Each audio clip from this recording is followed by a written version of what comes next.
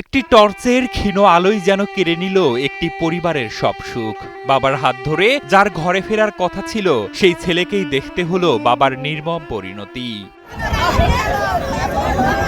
নিহতের ছেলে জানান, নদীতে মাছ ধরতে যাওয়ার সময় অসাবধানতাবশত একটি টর্চের আলো পাশের একটি নৌকায় পড়লে মুহূর্তেই ক্ষিপ্ত হয়ে ওঠেন তারা। সেই ক্ষোভে তার সামনেই তার বাবাকে নির্মমভাবে শেষ করে দেয় তারা। পরে জানা যায় যে নৌকায় আলো পড়েছিল সেটি ডাকাত দলের। লাইট টিপটা দেখছি আমি, বাতি আমরা জায়গা তাই আমি লাইট অফ করে লাইছি।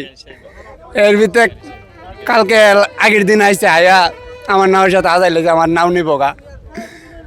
আমি কি লেগে লাইট টিপ দিলাম, আমার নাও নিব গা।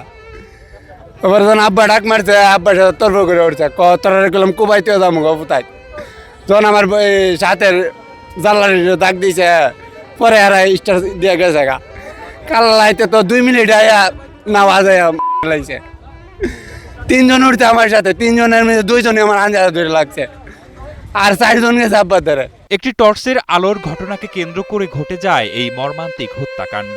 বাবাকে হারিয়ে বাকরুদ্ধ হয়ে পড়ছে সন্তানরা, আর স্বজনদের আহাজারিতে ভারী হয়ে উঠেছে পুরো এলাকা।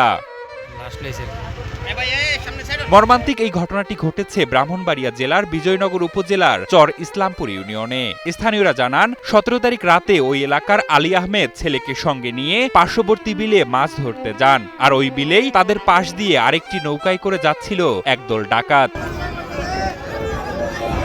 এ সময় আলী আহমেদ ও তার ছেলের টর্চের আলো ফেলানোর ক্ষোভে ডাকাতরা ক্ষিপ্ত হয়ে তাদের উপর হামলা চালায়। এক পর্যায়ে ছেলের সামনেই আলী আহমেদকে মারধর করে পানিতে ফেলে দেয় তারা।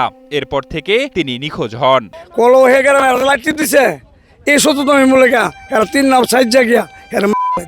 18 জুলাই দুপুরে ঘটনাস্থলের কাছ থেকে তার দেহ ভেসে ওঠে। খবর পেয়ে বিজয়নগর থানা পুলিশ দেহ উদ্ধার করে ময়না তদন্তের জন্য ব্রাহ্মণবাড়িয়া সদর হাসপাতালের মর্গে পাঠায়।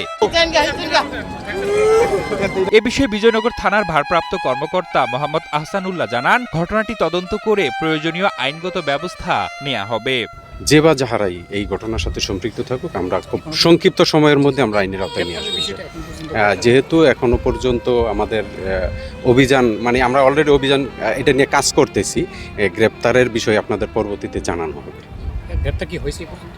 না, এখনো পর্যন্ত আমাদের ওই রকম না, আমাদের কাছে কিন্তু তথ্য আসছে, এগুলো যাচাই বাছাই করে আমরা চেষ্টা করতেছি এটা খুব দ্রুত উদ্ঘাটনের জন্য।